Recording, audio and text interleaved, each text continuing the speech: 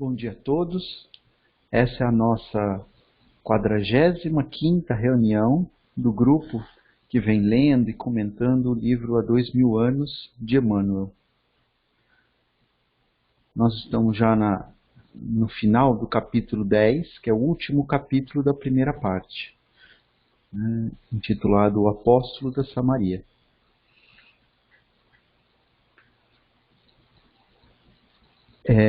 Na última reunião, a Lívia, junto com a Ana e a filha, a Flávia, saíram lá de Cafarnaum, porque o Pilatos chegaria, chegou o Sulpício, avisando que ele chegaria. Elas saíram e se dirigiram a Samaria, para encontrar o Simeão. Você quer ler, Fabiana? Leio sim, Paulo. Então, pode continuar. Obrigado. Imagina. Quase todos os presentes naquela mesma poesia simples da natureza, como se estivessem ainda bebendo as palavras do mestre junto do Garazim. Aqui você colocou uma observação, que é uma das mais altas montanhas da Cisjordânia, com 881 metros. Não sei se você quer fazer mais alguma observação, Paulo, sobre esse... Não, era só para mostrar que lá é tudo muito plano, 800 metros é quase a altura de São Paulo. Bem só alto. Isso.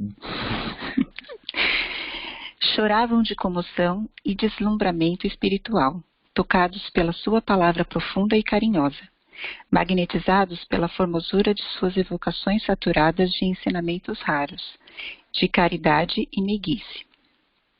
Nessa época, os cristãos não possuíam os evangelhos escritos, que somente um pouco depois apareciam no mundo grafado pelos apóstolos, razão pela qual todos os pregadores da Boa Nova colecionavam as máximas e as lições do mestre, de próprio punho ou com a cooperação dos escribas do tempo, catalogando-se desse modo os ensinamentos de Jesus para o estudo necessário nas assembleias públicas das sinagogas.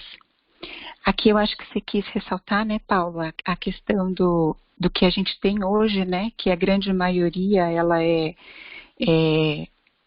na verdade, relatos dos próprios apóstolos, e aí até o livro Boa Nova, que fala muito sobre isso, coloca as lições do mestre, então o que a gente tem hoje é uma coletânea, dos apóstolos e dos pregadores da época que estiveram junto com Jesus, não sei se é isso que você queria colocar aqui. Desculpa, estava no mudo.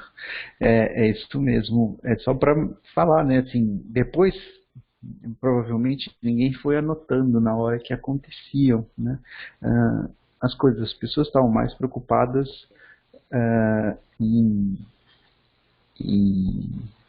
na convivência com Jesus, em escutar aqueles ensinamentos. E aí, depois que ele foi crucificado, aí então eles começaram a fazer essas anotações, que foram, os evangelhos foram escritos vários anos depois da morte de Jesus, Era isso. Legal. Simeão, que não possuía uma sinagoga, seguia, porém, o mesmo método. Com a paciência que o caracterizava, escreveu tudo o que sabia do mestre de Nazaré, para recordá-lo nas suas reuniões humildes e despretensiosas, prontificando-se do melhor grado a registrar todas as lições novas do acervo de lembranças dos seus companheiros, ou daqueles apóstolos anônimos do cristianismo nascente, que, de passagem, por sua velha aldeia, cruzavam a Palestina em todas as direções. Você quer colocar alguma coisa aqui, Paulo? Era só a questão da gente ter à disposição, né? Ele anotou tudo que ele sabia e ele qualquer coisa além, né, que ele não tinha lembrado e outra pessoa lembrou, ele também tinha essa mesma disposição de anotar, né? Então acho que é isso, acho que quando a gente acha que a gente pode ser ajudado pelas outras pessoas, a gente recebe ajuda. Se a gente não acha que a gente pode ser ajudado, provavelmente a gente não vai receber ajuda, porque a gente não vai estar disposto a ouvir, né? Eu acho que esse é uma questão importante, né? A gente se colocar de uma forma com que a gente possa ser ajudado, com que a gente não saiba tudo, né? Eu acho que é isso. Essa parte eu achei legal mesmo, Paulo, porque realmente é isso que você falou, né? Às vezes, pelo que a gente tem aqui, né, é a coletânea, é a contribuição, né, de cada um que teve com ele, e ninguém se achou mais ou menos, né? Eles foram pegando as contribuições de todo mundo que teve a oportunidade de ter os ensinamentos e de conviver, e é graças a isso que a gente tem, né, as parábolas e os ensinamentos dele, né? E isso que você falou realmente ressalta bastante isso, né? Realmente, com a cooperação, tudo sai mais fácil, né? Com certeza.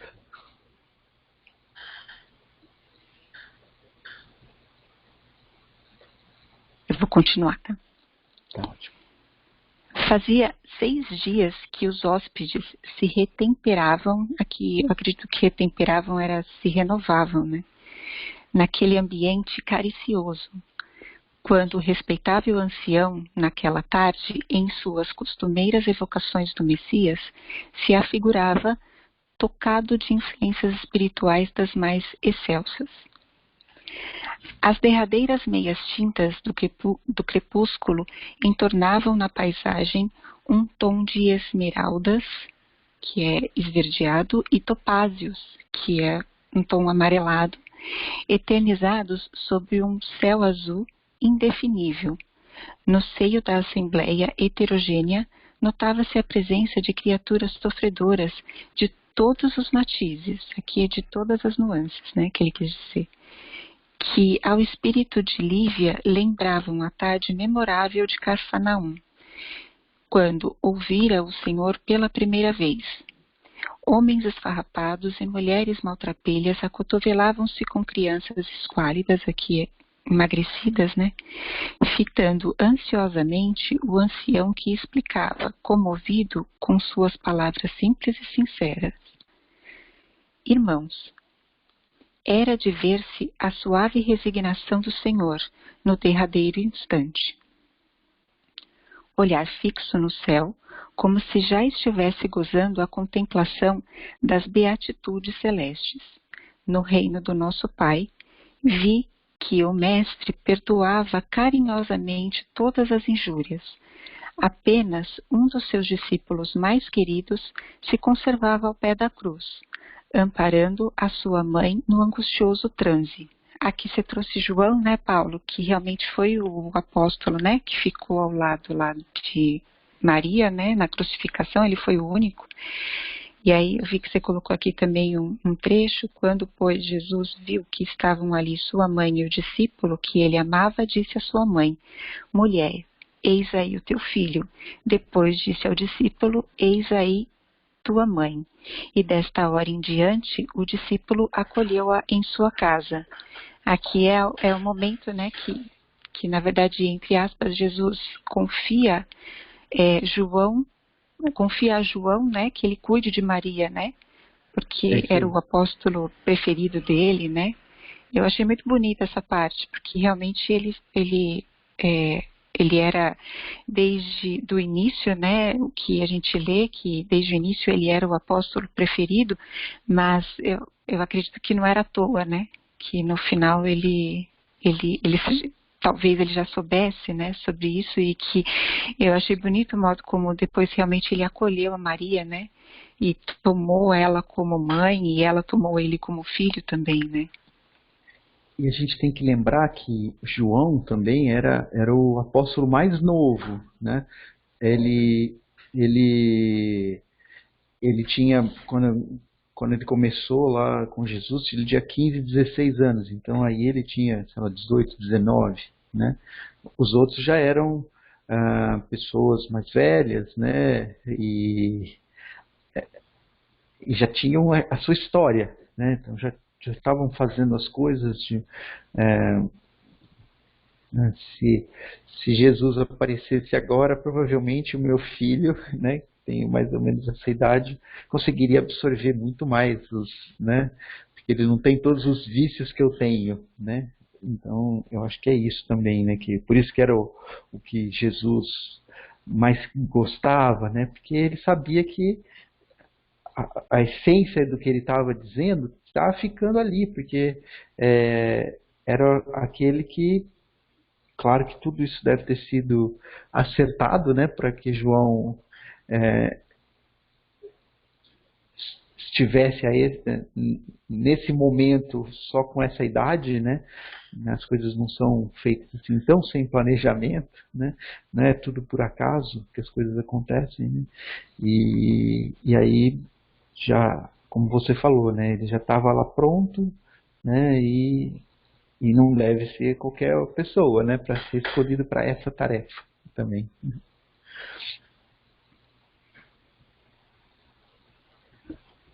Mais algum comentário?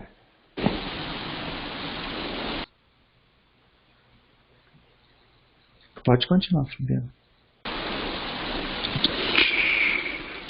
Dos seus habituais... Ai, desculpa. Me perdi aqui um pouquinho. É isso mesmo, né? Desculpa. Dos seus habituais seguidores, poucos estavam presentes na hora dolorosa. Certamente porque nós, os que tanto amávamos, não podíamos externar nossos sentimentos diante da turba enfurecida, sem graves perigos para nossa segurança pessoal. Não obstante, desejaríamos todos experimentar os mesmos padecimentos.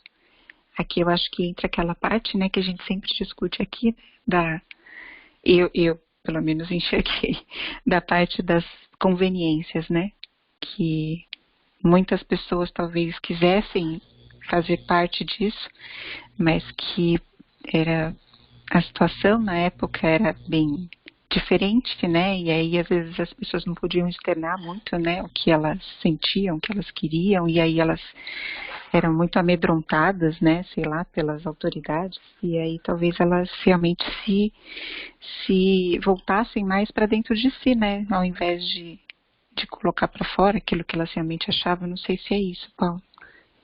É isso mesmo. E às vezes a gente tem receios, né, das consequências de marcar uma posição mais firme, né, e a gente acaba se deixando levar por aquelas, né,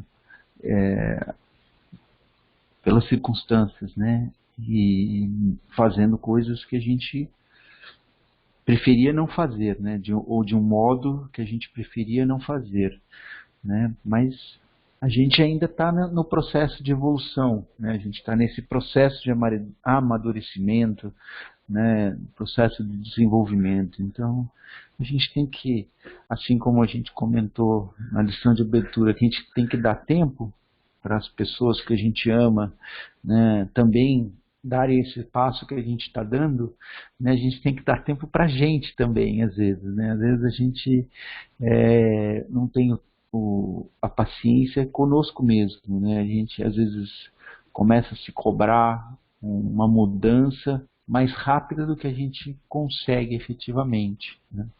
Então, se a gente ficar lamentando isso daí, a gente acaba perdendo tempo e energia que a gente poderia canalizar de outra forma. Né? Então, eu acho que é essa questão também. Né? Então, naquele momento ele conseguia, ele lá, né, o Simeão relatou, né? Ele estava vendo as coisas e ele também ficou quieto na dele, entendeu? Porque naquele momento era o que ele melhor conseguia fazer.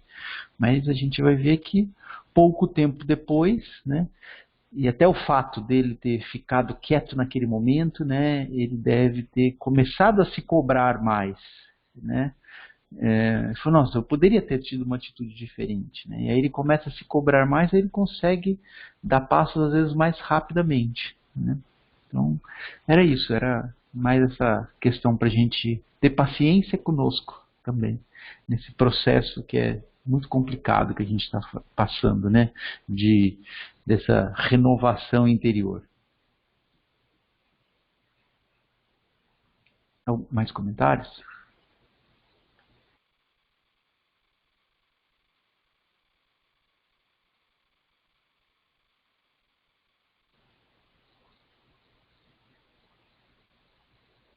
Vou continuar, tá?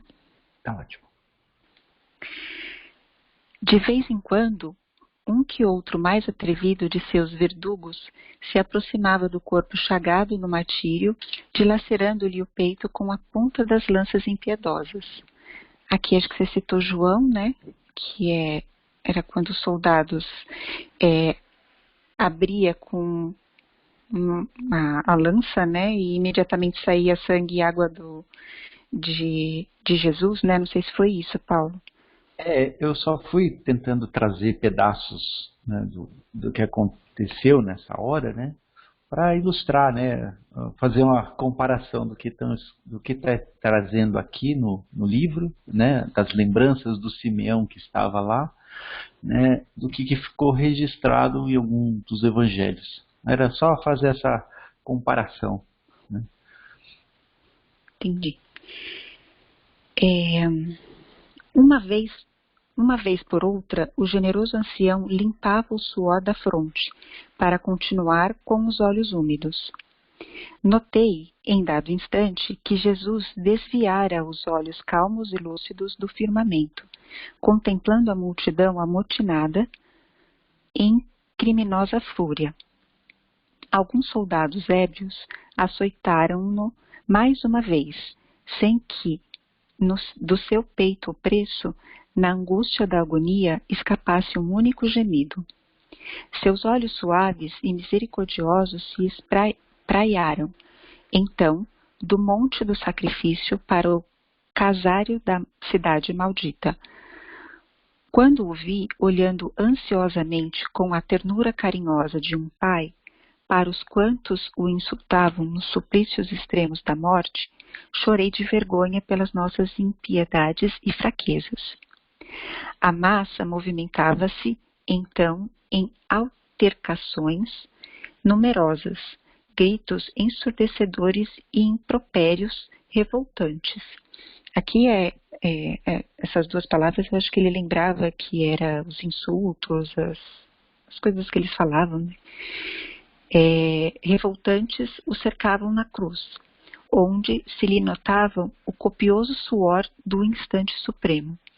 Mas o Messias, como se visualizasse profundamente os segredos dos destinos humanos, lendo no livro do futuro, fitou de novo às alturas, exclamando com infinita bondade: perdoa-lhes, meu Pai, porque não sabem o que fazem.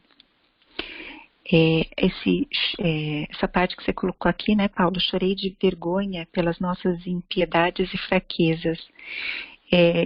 Quando às vezes a gente olha, né, alguma situação e se comove pelo erro do outro, né? Não sei se é isso que você quis dizer, né? E eu acho que a gente, às vezes, é o que eu tinha comentado lá, né? Às vezes, quando a gente gostaria de ter uma atitude e a gente não tem essa atitude, né? A gente acaba... o fato de não ter a atitude, às vezes te impulsiona mais rapidamente para a mudança do que ter uma atitude pequena, né? Porque aquilo lá você fica chateado com você fica, né, se cobrando muito mais porque você poderia ter uma atitude diferente e você não teve, entendeu? Então eu quis mostrar esse lado assim que parece meio paradoxal, né? Que assim, o fato de você poder ter uma atitude diferente, porque isso a gente está vivendo, né? A gente está estudando, a gente está tentando se renovar, aí acontece um fato na nossa vida. Aí esse fato a gente acaba tendo a mesma atitude que a gente tinha antes, né? E quando a gente faz isso, né, a gente começa a se cobrar mais, né? Porque, não, eu posso fazer uma coisa diferente, eu não preciso fazer igual, né? E aí o fato daquilo lá acontecer e a gente ter uma atitude igual a que a gente tinha antes, acaba fazendo com que a gente ande mais rápido logo em seguida, né? Porque a gente vai se cobrar mais, né? É isso. É só para a gente não ficar com essa coisa, nossa, eu estou estudando tanto e não consigo fazer as coisas. Sabe? Continue estudando, continue se cobrando, porque vai chegar uma hora que você vai dar esse passo. E a gente não consegue perceber exatamente antes dele acontecer, né? Então, aí vai chegar um dia que você vai olhar assim e vai falar, nossa, eu tive uma atitude diferente realmente, né? E aí você vai ficar com aquela felicidade assim que a gente não consegue nem explicar, né? Por quê? Porque você ganhou de você mesmo, né? É o que eu brinco, né? A maior felicidade que a gente tem é aquela que a gente nunca esquece, aquele sentimento, é quando a gente ganha da gente mesmo, a gente consegue ter atitudes diferentes. Era isso. Mais comentários? Tem um ditado, Paulo, que diz que cada um sabe a dor e a delícia de ser o que é, né?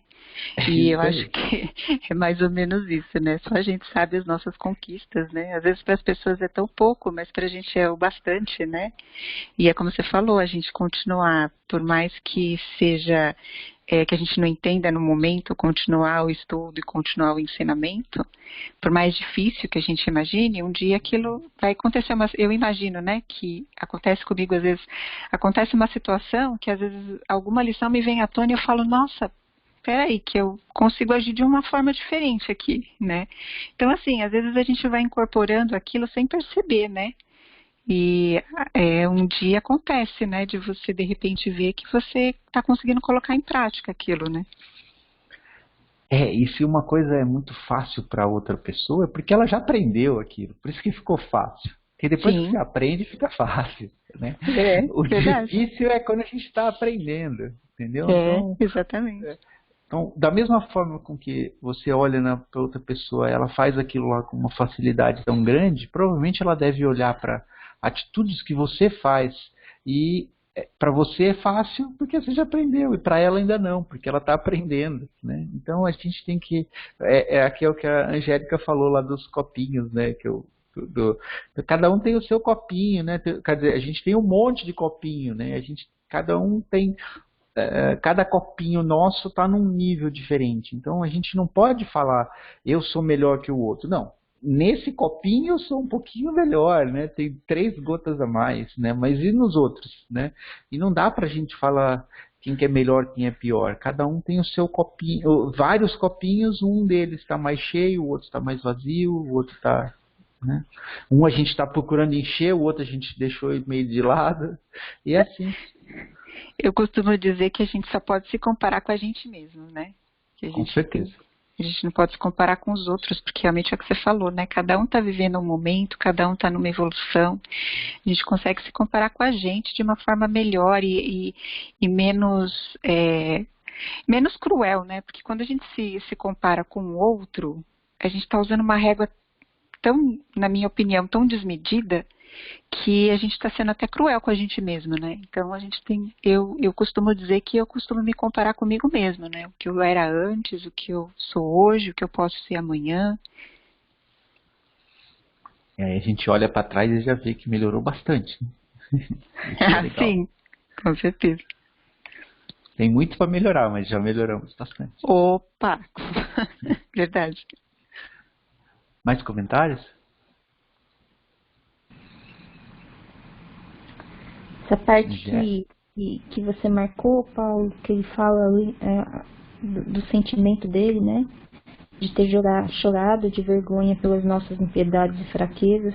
Eu acho que é o momento que o Simeão para e olha para o que é a humanidade, né? porque ele observou justamente o comportamento da sociedade naquele momento, e eu acho que a gente faz isso até hoje, né?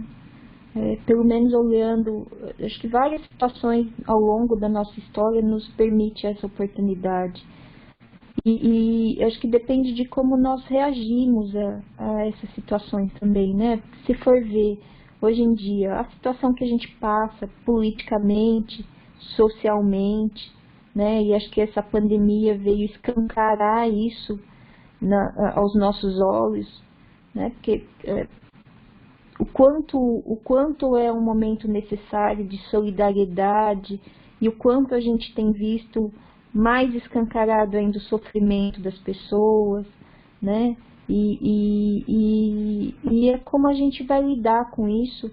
Eu acho que Simeão parou e percebeu nesse momento, assim, ele teve essa clareza de como se portava a sociedade naquela época, e o que ele fez foi justamente perceber isso, né? Que ele tinha uma parte a ser feita, né? E era através do exemplo que ele ia fazer isso, e que se naquele momento ele não conseguiu ter uma atitude diferente, porque justamente ele, né, a gente também tem um senso de autopreservação, né? Não ia ser naquele momento que ele ia ser capaz de modificar a situação, né? Então, e o que Simeão fez foi justamente optar por fazer algo, né? Trazer algo de si, trazer o melhor de si, em favor do que ele considerava correto, né? E eu acho que isso vale para nós também, porque tem horas que a gente olha para a nossa sociedade e a gente também, entre aspas, chora de vergonha, né? Pelo que acontece, pelo que a gente ainda enxerga, pelos desafios que a humanidade ainda enxerga.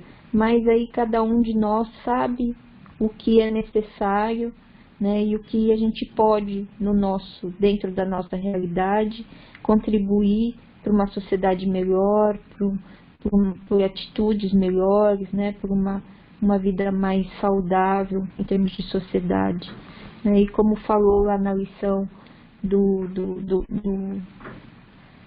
Fonte Viva, né? É através do exemplo que a gente vai servindo no bem.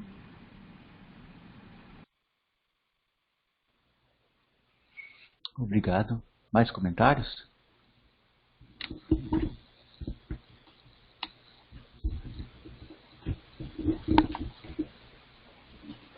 Vou continuar, tá? Tá ótimo. O velho Simeão tinha a voz embargada de lágrimas ao evocar, aqui é lembrar, né, aquelas lembranças, enquanto a assembleia se comovia profundamente com a narrativa. Outros irmãos da comunidade tomaram a palavra, descansando o Simeão dos seus esforços.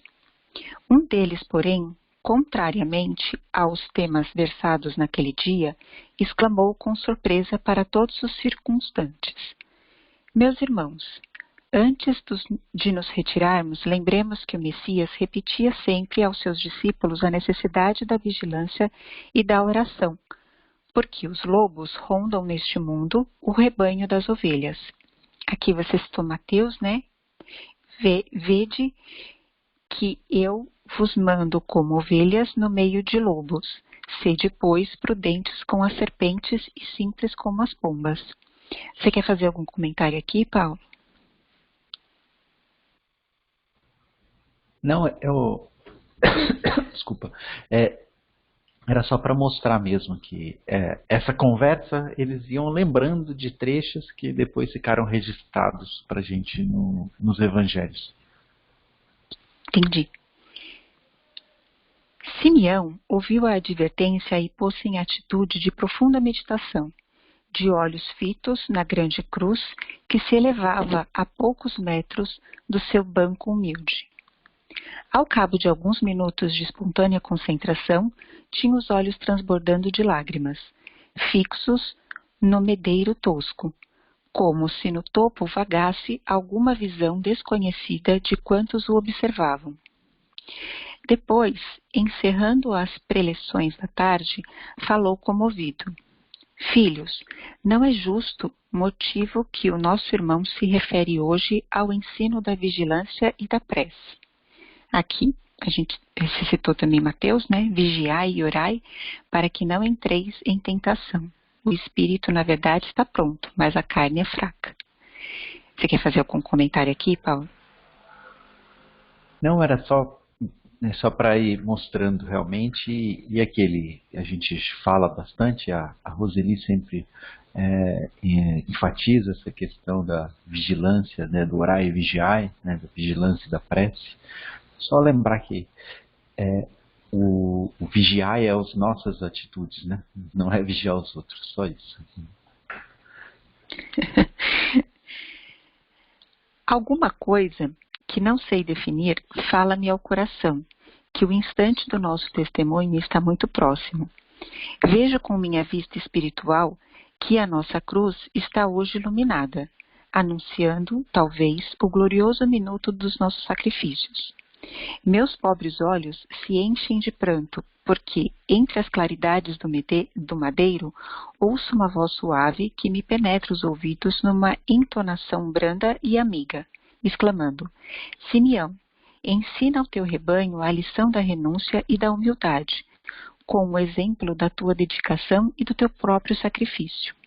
Ora e vigia, porque não está longe um instante ditoso de tua entrada no reino, mas preserva as ovelhas do teu aprisco das arremetidas tenebrosas dos lobos famulentos, da impiedade, soltos na terra ao longo de todos os caminhos, consciente, porém, de que, se a cada um se dará segundo as suas próprias obras, os maus terão igualmente seu dia de lição e castigo, de conformidade com os próprios erros. Todo esse pedaço aqui, eu achei bem interessante porque realmente é o que a gente mais aprende, né, com relação às lições do exemplo, né, que a gente tem que dar, né? Então não basta só a gente falar, a gente tem que se colocar como exemplo, né? Aqui ele ressalta, né, a questão dos sacrifícios, mas eu vejo mais a questão do exemplo mesmo, né? Porque eu tenho um pouco de dificuldade de entender que Deus e Jesus quer que a gente sofra em sacrifício, né? Na verdade, eu acho que eu entendo que é somente o nosso exemplo que ele quer que seja dado, né? E essa questão do orar e vigiar, e que volta novamente lá do que a gente já comentou, né? Da gente ser vigilante com relação às nossas atitudes, né? Porque realmente a gente tem os dois lados dentro da gente, né? O lado bom e o lado ruim. E que a gente não precisa ficar se preocupando muito em fazer a justiça com as próprias mãos, né? Que cada um colhe aquilo que plantou, né? Então, a gente faz a nossa parte da melhor forma, como você diz, né, Paulo? E aí a gente colhe o que a gente, na verdade, plantou. Não sei se é isso que você queria colocar aqui. Sim, muito bem. Só essa questão do sacrifício, né? Só acrescentar que, assim, isso é uma coisa que eu tive que estudar bastante para conseguir compreender isso também, né? Eu acho que tem um curso, né? Aí é um curso mesmo, né? Durou um ano, são acho que 24 sessões de 1h30 mais ou menos, que o Haroldo Dutra Dias, lá de Belo Horizonte, tem na internet, se vocês procurarem. É um curso sobre o Levítico, né, que é o 4º livro lá de Moisés, né? E nesse livro ele fala muito sobre os sacrifícios. No começo tem as festas, né? E tem os sacrifícios, e assim, esse curso foi bastante importante para eu conseguir compreender o que são esses sacrifícios. E isso daí eram formas, né, da gente esquecer um pouco do nosso dia a dia e começar a pensar que existe algo mais, né? Então, essas festas que tinham lá, a Páscoa, uma delas, né, tabernáculos, né, então eram momentos em que o povo parava, né, do seu dia a dia e se dedicava a algo além disso, né. Os sacrifícios, né, estavam ligados a você. Então um deles era a questão do né, tinha que ter um carneiro, né, sem nenhuma sem nenhuma mancha, sem nenhum defeito, tudo perfeito, e você dá esse carneiro em sacrifício, né, para os deuses. Por que era isso, né? Eu acho que o Haroldo é muito feliz quando ele fala, olha, não é igual agora, né, que a gente vai no supermercado lá e está tudo prontinho, né? Isso foi escrito 1000 anos antes de Jesus, né? Então ninguém tinha um monte de carneiro, né? E quando você dava aquele perfeito, era o melhor, não era aquele que estava meio doente, já tinha algum problema que você... Não, você dava o melhor que você tinha, né, para outro. Então você vai tirar alguma coisa, né, que é importante para você, né, e então você começa a não dar... O objetivo do sacrifício era a gente não dar tanta importância para as coisas do mundo material. As coisas do mundo material precisam de importância, mas a gente não pode fazer como a sociedade faz hoje, né? A sociedade hoje, as pessoas não acreditam em Deus, mas elas acreditam, porque elas colocam as questões materiais como se fossem deuses, né? Então elas não acreditam nesse Deus, né? Mas acreditam em outros. A gente tem outro Deus, né? Que é a questão material. Todo mundo só se preocupa com isso, né? A maioria das pessoas, né? Então, esse sacrifício é isso, é para a gente deixar alguma coisa, né, para que a gente sempre tenha esse outro lado de uma forma importante, né? E eu tinha marcado antes ali o vejo com minha vista espiritual, né? Porque quando a gente está no mundo material, a gente enxerga com os nossos olhos materiais. Quando a gente está no mundo espiritual, os nossos olhos materiais estão dormindo aqui normalmente. Então a gente vai enxergar com os outros olhos espirituais, né? E quando a gente já está meio próximo desse momento de transição, parece que as coisas são... a gente começa a enxergar coisas que a gente não enxergava antes, né? Eu lembro meu pai passou bastante tempo na UTI, né, antes de falecer, e no final ele falava coisas que eu não enxergava lá. Ele enxergava, ele já estava com um pé lá e um pé aqui, entendeu? E eu acho que é isso daí, né, que eu quis mostrar, né? Às vezes quando a gente começa a ter esses sinais, a gente começa a perceber coisas que a gente aqui não percebe, porque a gente já está nesse processo de transição, né? E é o que ele vai falar, né? A gente vai ver tudo isso aí, né? Por isso que eu marquei esse vejo com minha vista espiritual. Ajudei essa questão do sacrifício? Acho que esse daí, quem tiver um tempinho, vale a pena fazer esse curso ali do Haroldo dos Radias. É bem legal. Sim, Paulo, deu para entender, sim.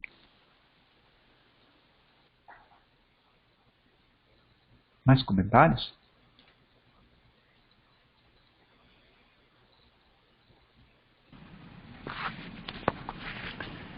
Eu queria só chamar uma atenção para aquela parte que ele fala assim, os maus terão igualmente seu dia de lição e castigo. Acho que é a forma como eles enxergavam na época, né? Eu, pelo menos, hoje em dia, eu não vejo mais como castigo, e sim como consequências, né? Porque às vezes a gente tem um lado nosso, né, que quer o revide, falar, eu não vou fazer nada, mas Deus vai punir aquela pessoa por ela ser tão má. né? Ou por ela fazer isso comigo, ou por ela fazer isso com a sociedade, né? E a gente tem esse lado ainda. A gente às vezes tem esse prazer de ver aqueles que nós consideramos ruins perecerem, sofrerem, né? É uma coisa que a gente tem que trabalhar dentro de nós. Eu acho que se a gente aprende que Deus é um Deus de amor, de justiça, de misericórdia, né? Ele não vai castigar as pessoas, né? Simplesmente o que eu vejo hoje em dia é que as pessoas passam por esse momento de evolução, né? De entendimento dos valores da vida, e a nossa própria consciência nos estabelece uma condição tal para nós aprendermos, né? Eu acho que é a nossa consciência que nos cobra. Eu acho que não é Deus que nos pune, né? A gente passa a tirar esse Deus que na época era muito presente, né? Porque eles vieram desses ensinamentos antigos, né? Moisés usava muito um Deus punitivo ainda, né? E Jesus veio justamente trazer a lição oposta, de que Deus é esse Deus de amor, de justiça e de misericórdia, né? Então, não é compatível. A gente passa a entender, eu passei a entender muito mais que não é compatível com esse Deus que a gente enxerga, né? Então, se Deus é tudo isso, ele não pode querer, de fato, castigar as pessoas, né? Isso vai muito mais do que nós somos, do que nós temos dentro de nós, né? E que é algo que a gente tem que trabalhar também, né? Não querer o castigo dos maus, né? Porque nós também passamos por esses momentos. Se hoje nós nos achamos bons em relação a outros, né? Em relação àqueles que estão evolutivamente melhor, nós ainda temos muito a percorrer, né? Aquilo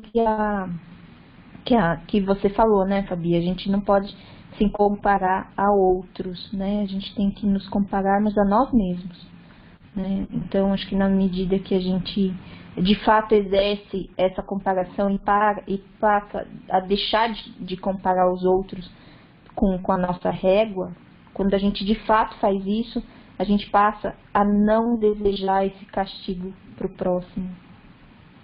É isso. É isso aí, Angélica. Eu até rolei um pouquinho para baixo lá, achei que estivesse mais próximo, mas ainda só acho que não está tão próximo ainda. Só na próxima aula a gente vai chegar, tem um lugar lá que eu até substituo Deus por consciência, né? Eu falei, a gente pode ler essa mesma frase tirando Deus e colocando consciência, seria o comentário que eu ia fazer naquela parte, e é como você falou aí, né? Quem vai fazer isso daí não é Deus, né? Nossa consciência, ela não vai nos castigar, ela simplesmente vai falar, olha, você fez coisas, né, anteriormente que hoje você não gostaria, e aí então você tá disposto, né, a arrumar aquilo que você fez, né? Mas é um processo, né? Então primeiro a gente vai ficar incomodado com as nossas atitudes, depois a gente vai começar a ter atitudes diferentes, né? E no terceiro momento a gente vai falar, não, agora eu preciso voltar, né, e acertar aquilo que eu fiz errado lá para trás, né? Porque eu não consigo andar para frente se eu largar aquilo lá, né? Tem coisa que a gente fica com isso angustiado, né? A gente fica com aquilo. Enquanto a gente não resolve, a gente parece que fica preso ao passado, né? Então a gente vai querer voltar e resolver aquilo, né? Boa lembrança, Angélica. Obrigado. É um desejo de reparação, né? Que nem sempre basta para nós saber que o outro, entre aspas, nos perdoou, né? Às vezes a gente tem esse desejo de vivenciar, né? Eu fico pensando que só entende o desemprego, muitas vezes, quem passa por isso, né? Pelo desemprego, só entende o preconceito racial quem viveu isso, né? Então, muitas vezes, acho que a gente se coloca nessa situação de ter o desejo de viver uma situação, e aí tem a ver com essa questão do sacrifício que vocês falaram, que para mim também tem a ver com você dar o melhor de si, e tem a ver com sacrificar o seu personalismo, seu egoísmo, né? Sacrificar o nosso orgulho, a nossa vaidade.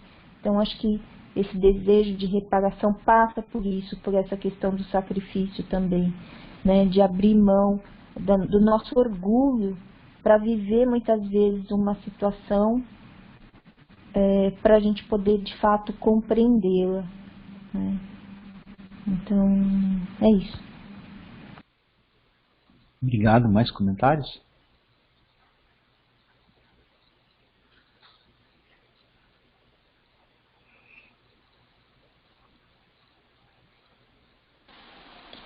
Posso continuar, Paulo?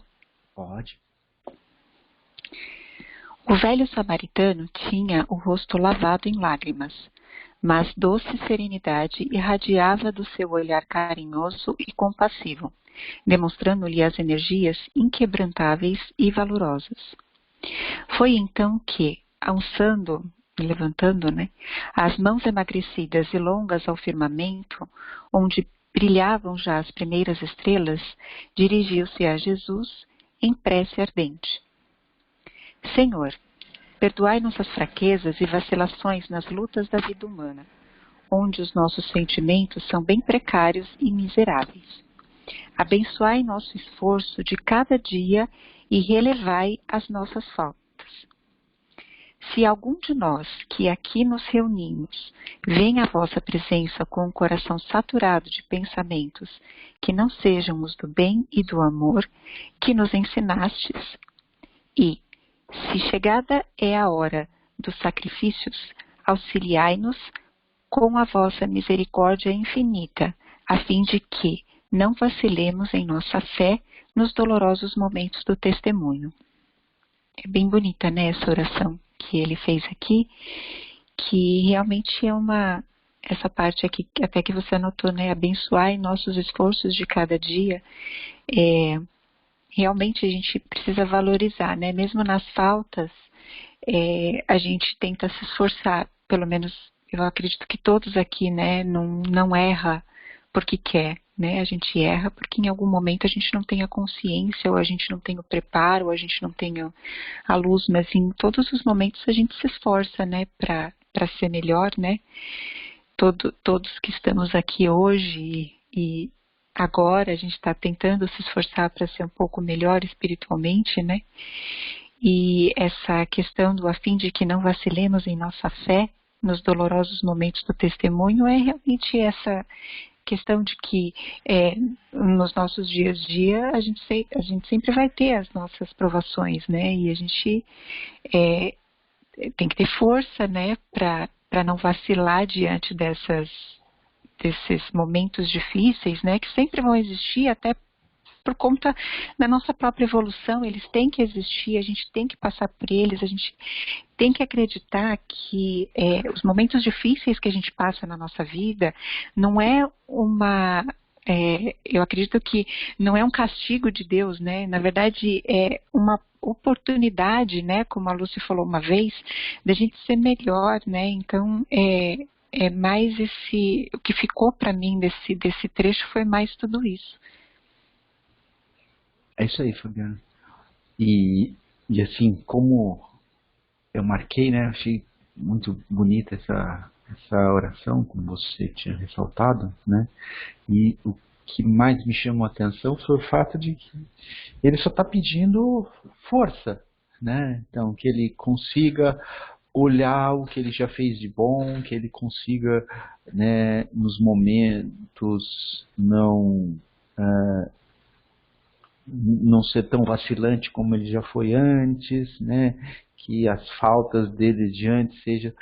Ele não pede nada, assim, para Deus, a não ser o apoio, né? Eu acho que é isso que a gente precisa se acostumar a fazer nas nossas orações, né? Às vezes a gente, né, tinha o hábito de pedir tudo pronto já, né? Eu quero um pouco de paciência, mais um pouco de não sei o que, mais um pouco de tal coisa, que tal outra coisa aconteça na minha vida. Não, isso a gente não vai ter, né? A gente pode pedir quanto quiser que não vai ter, né? Agora, se a gente pedir que a gente consiga enxergar as coisas, né? A gente possa ter força e coragem para ter determinadas atitudes, isso a gente vai obter com certeza, né? E quem vai fazer as coisas na nossa vida somos nós, né? Ninguém vai fazer por nós. Isso que a gente tem que pôr na cabeça, né? De falar todo dia, até a gente começar a não pedir mais as coisas prontas, né? Acho que é isso.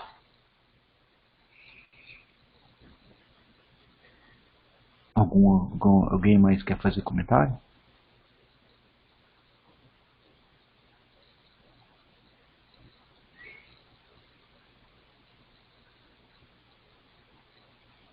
Posso continuar, Paulo? Pode, por favor. A oração comovedora assinalou o fim da reunião, dispersando-se os assistentes, que regressavam impressionados às suas choupanas humildes e pobres. O ancião, todavia, conseguiu repousar muito pouco naquela noite, tomado de preocupação por Lívia e pela sobrinha, que o haviam cientificado das graves ocorrências que o levaram a solicitar a sua proteção.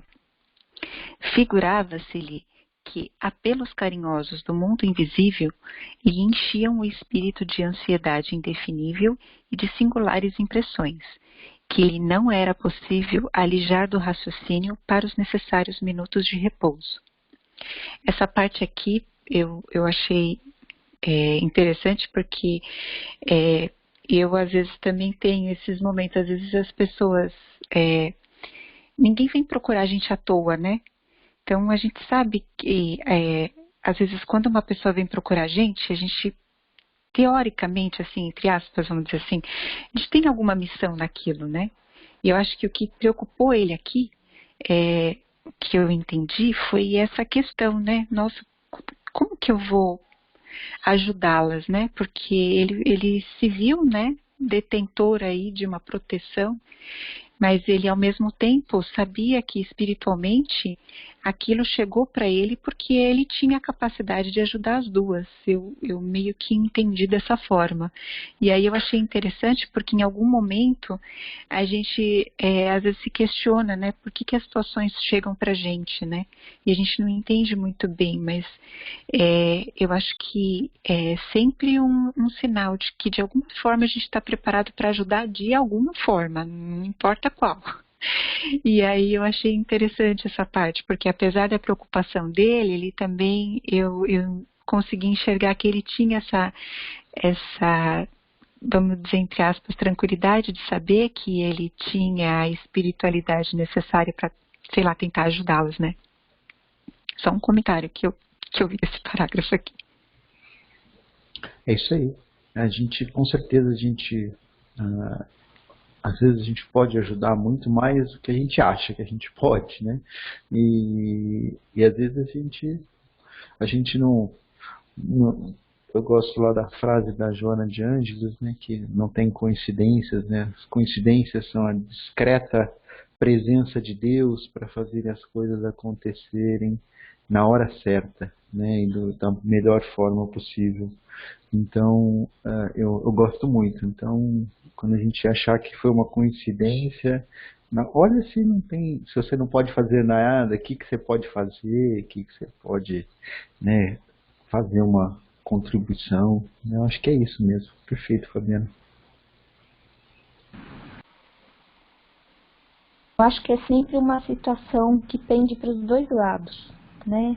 é uma oportunidade para nós ajudarmos e para nós sermos ajudados também, né? Porque é sempre uma oportunidade de nós exercermos a nossa compreensão, a nossa paciência, a nossa misericórdia, né? Acho que não é só uma questão, a gente também tem esse aprendizado para nós, né? E aí lembrando, justamente quando as pessoas difíceis, e aí a Lu e o Fiore estavam falando lá no começo, né? De pessoas que às vezes são desafiadoras na nossa convivência, né? Elas também vêm para mostrar para nós, né? Vêm nos oferecer essa oportunidade para nós, para o nosso aprimoramento, né? Como a Lu e o Fiore lá falaram, lá no início da manhã, né? Então, não é só que a gente estende a mão, mas a gente também está recebendo essa oportunidade para nós mesmos.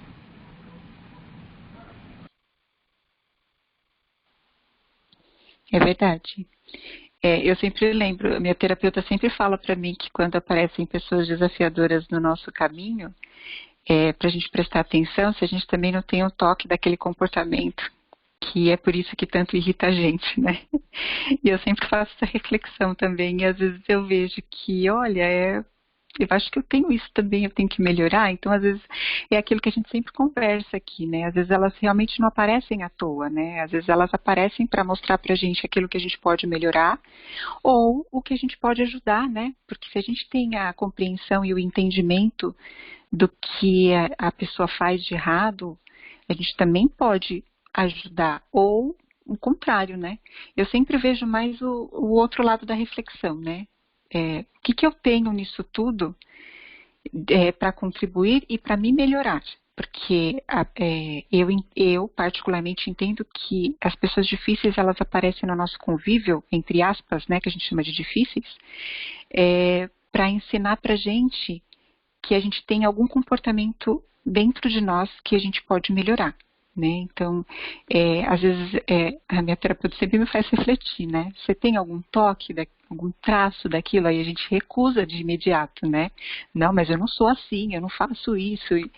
Mas eu sempre paro e fico refletindo, porque é aquela questão, né?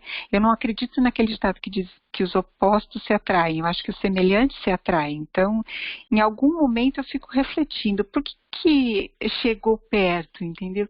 O que eu tenho nesse comportamento aí que talvez eu consiga melhorar um pouquinho? E é isso que a Angélica falou também, né? Eu acho que realmente é a oportunidade dúbia aí, né? Da gente se ajudar e da gente ajudar o próximo. E eu acho que isso ocorre não só com aqueles que são desafiadores na nossa vida, mas até com aqueles que nos são semelhantes ou que nos tocam o coração. Porque até aprender a amar, acho que não é só na questão das diferenças, mas existe também o aprender a amar dentro de um limite, né? Dentro de um respeito. Porque muitas vezes, se for pensar a relação que nós temos, as relações positivas que nós temos, nós também aprendemos os limites do amor, né? Que muitas vezes a gente quer fazer pelo outro, a gente quer decidir pelo outro, a gente acha que tem o melhor caminho pelo outro, por mais que exista concordância, né? A gente tem que saber o nosso limite de atuação e permitir que o outro cresça com suas próprias experiências, com suas próprias decisões, né? Então, acho que até nesses relacionamentos de amor, de amizade que a gente tem, também tem esse aprendizado dos dois lados, né? Vale uma reflexão não só para aqueles que são relacionamentos desafiadores, né? Porque nos desafiadores eu acho que a gente tem melhor oportunidade de perceber isso pelos contrastes, né? Mas também existe isso dentro dessas relações que nos parecem mais equilibradas, né? Eu acho que é dos nossos limites, né, Angélica? Porque os que a gente ama muito, os que são muito próximos, às vezes a gente também se doa demais, né? Então, não sei, eu vejo como olhar os nossos limites dentro daquilo que a gente faz pelo outro, porque às vezes a gente acaba também sufocando o outro, né? Não sei.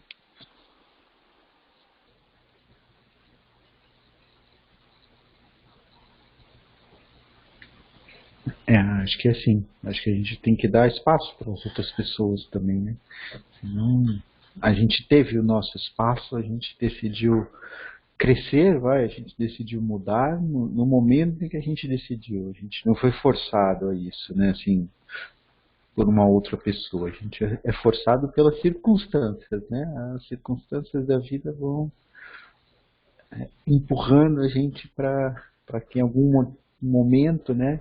Às vezes aparece oportunidade para a gente tentar mudar, a gente decide não usar aquela oportunidade, aí aquelas oportunidades, né, para a gente fazer isso vão aparecendo, né, sucessivamente na nossa mente, né, para que a gente mude. Então, acho que a vida vai nos conduzindo, mas não as pessoas, né? Então a gente tem que dar tempo para as pessoas também terem o tempo delas.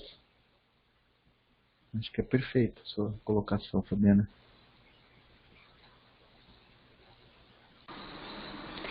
Eu acho que isso que a Fabi falou é bem verdade, né? Eu percebo que eu era também mesmo uma pessoa assim, impulsiva, né? A pessoa falava e eu respondia na mesma intensidade, vamos dizer assim, entre aspas, de ignorância. E eu acho que realmente essa pessoa, ela entrou na minha vida para me mostrar como não ser, né? Então, toda vez que eu me vejo nessa situação, né, dessa impulsividade do falar,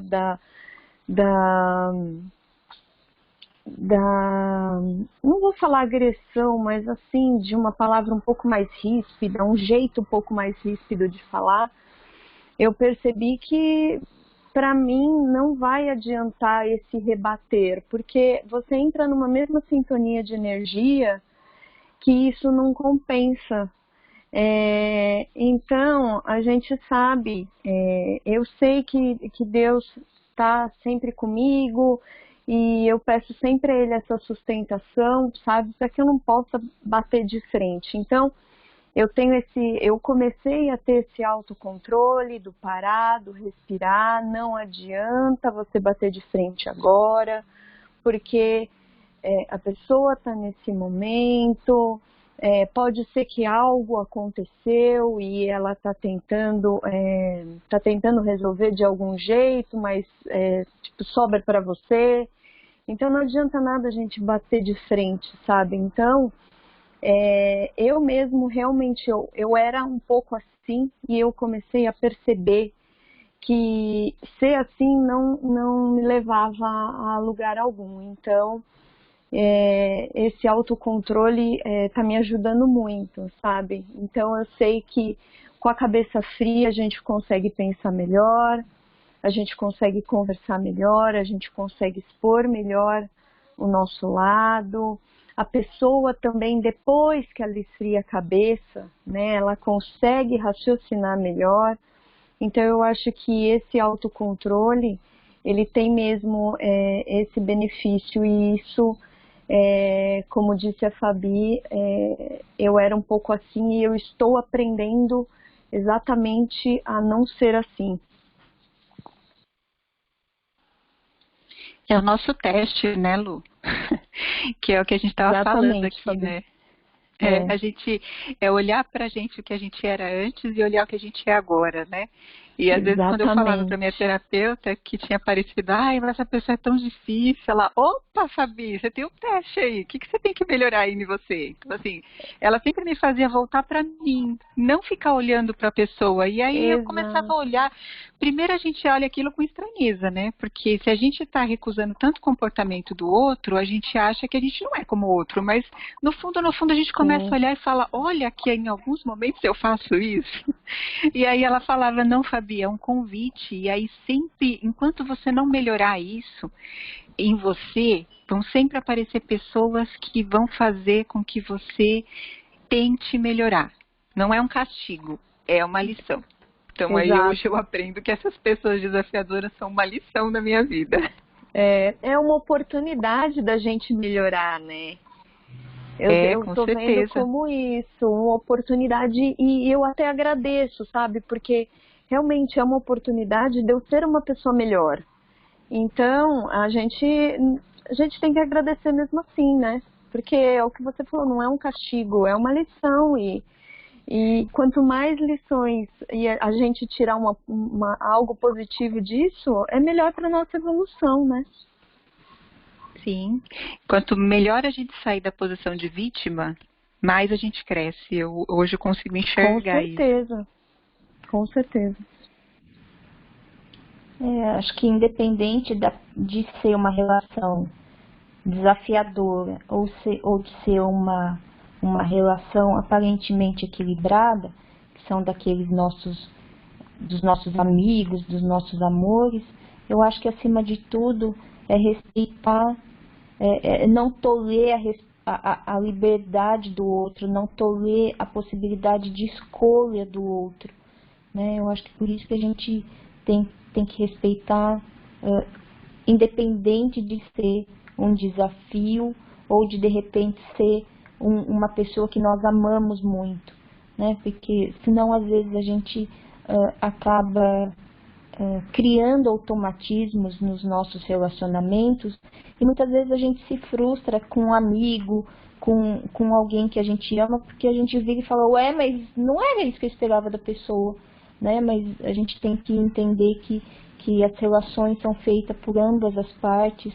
e por isso que eu acho que a gente consegue enxergar isso de maneira muito evidente nos relacionamentos desafiadores, mas também existe esse aprendizado de permitir ao outro naqueles que não são aparentemente relacionamentos tão desafiadores, né? Como disse ali a oração, que está um pouquinho mais para cima, a oração do Simeão, né? Que se nós pedimos a Deus ali para relevar as nossas faltas, né? Então essa misericórdia nós também devemos aos outros e devemos a todos, né? Tanto a nós mesmos como também àqueles que passam pelo nosso caminho. Não é isso.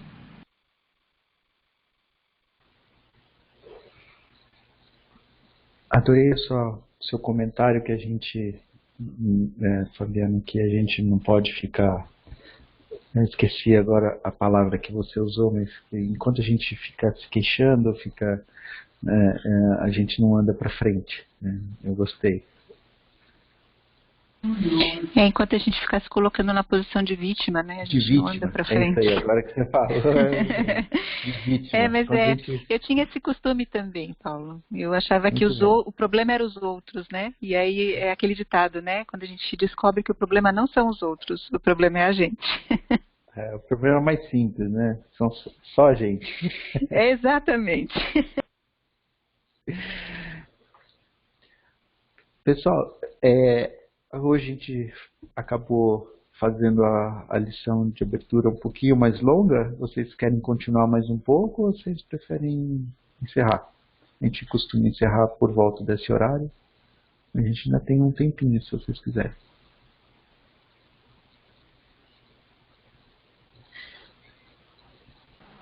Bom, por mim tanto faz, Paulo. Vamos ler mais um pouquinho, então. Vamos lá. Ô Paulo, você quer continuar para você dar o toque de recolher aí? Tá bom, continuo. Porque senão eu vou ficar sem o time aqui de terminar. Tá bom, mais uns 8, 10 minutos. Quer que eu leia então? Aí você me dá o toque? Posso ler, sem problema. É que eu fico só com receio de não ter o toque de terminar e ficar avançando. Fica tranquilo. Contudo, enquanto corriam esses fatos no Vale de Siquém, voltemos a Cafarnaum, onde naquela tarde chegara o governador com grande aparato.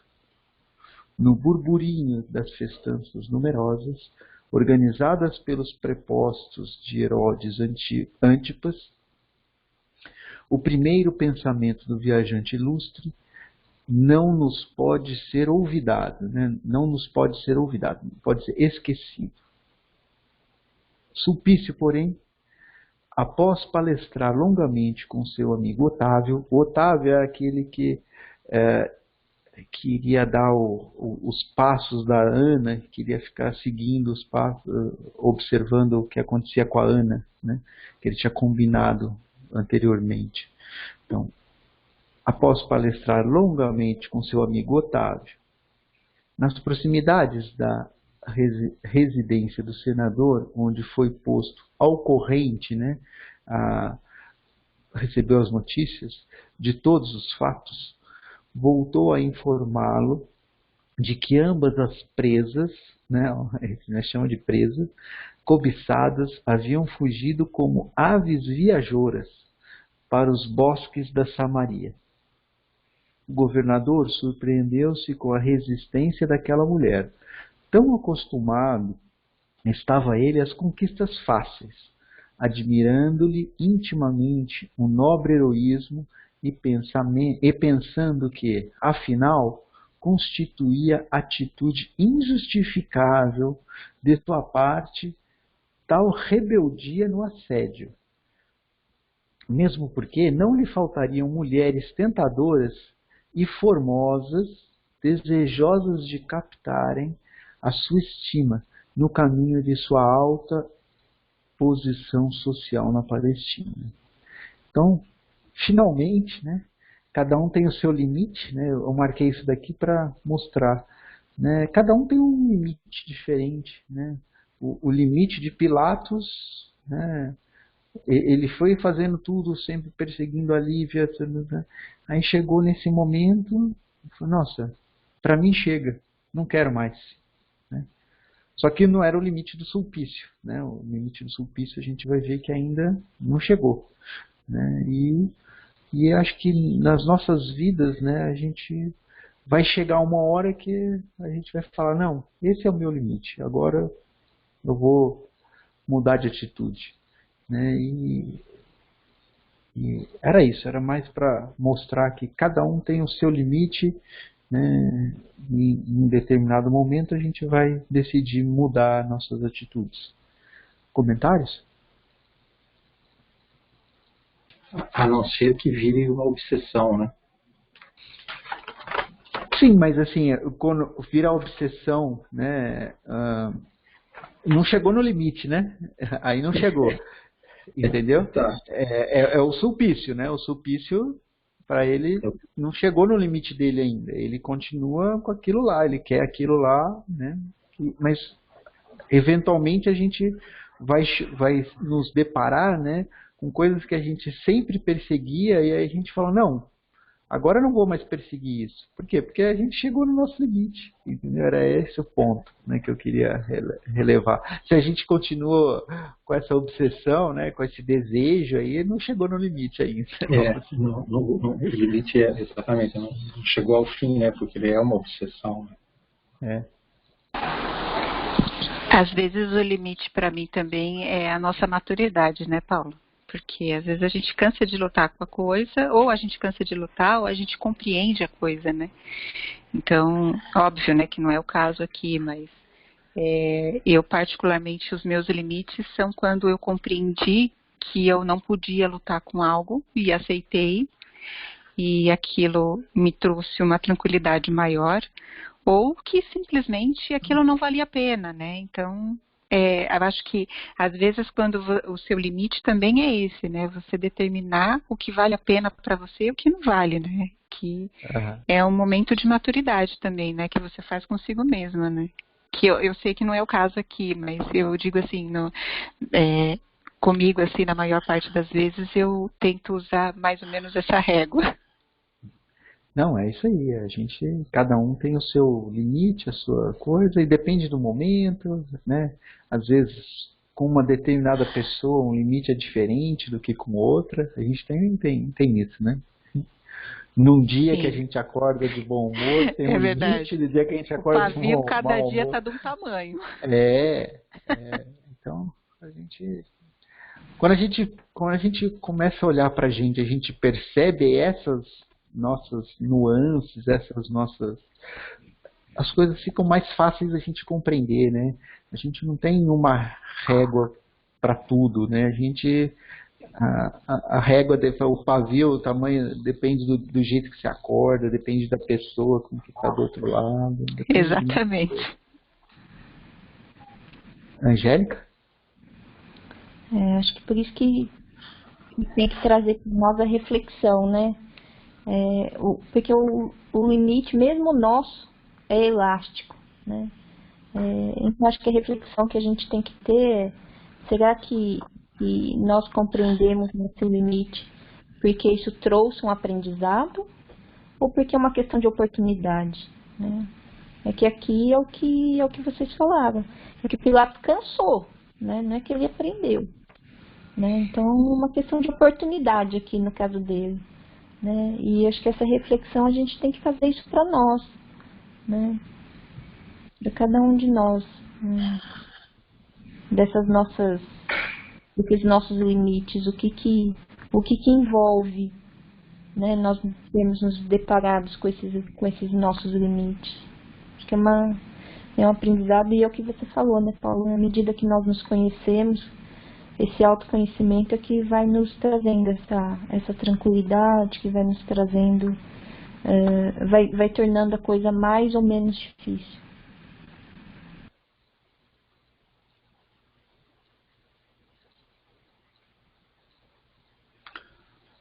Pessoal, acho que eu vou parar a gravação, então, tudo bem? Tudo bem, Paulo.